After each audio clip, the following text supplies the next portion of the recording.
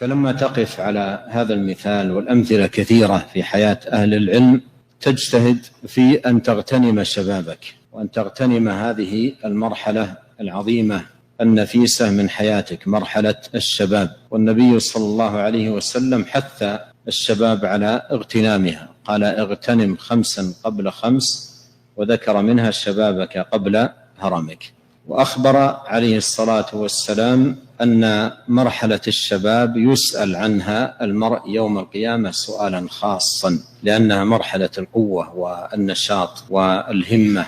فإذا كنت الآن في شبابك تتحرك بقوة ونشاط وتقطع المسافات بدون تعب، فسيأتي عليك يوم لا تكون كذلك.